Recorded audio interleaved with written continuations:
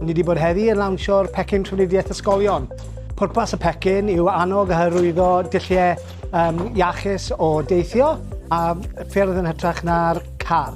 Mae yna sawl bydd i hyn a be ni'n gobeithio yw bod ni'n mynd i gallu optimeiddio yr adnoddau sy'n cael ei roi mewn i wella ysgoleuedd drwy gweld bobl yn newid y mod maen nhw'n teithio ar gyfer sionau bob dydd.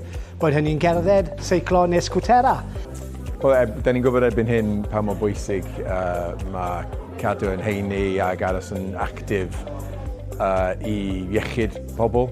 A fyd mae'n bwysig bod plant yn dysgu hynny, dysgu habits, cerdded, beicio, yn hytrach na defnyddio ceir tra bod yn ifanc.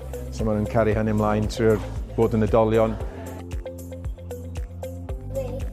Croeso i ddinas Bangor, Ysgol Garnedd.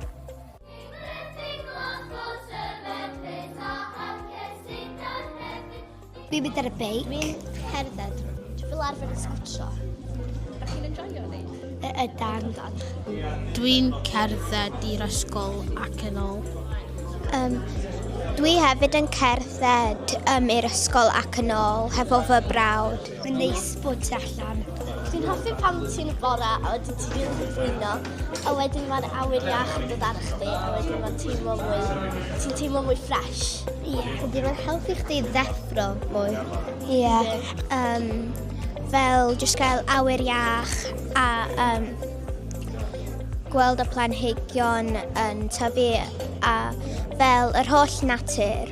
Mae'na reality ydy, mae gennym ni ormod o geir ar y lonydd, yn enwedig o gwmpas ysgolion mewn amseroedd prysur.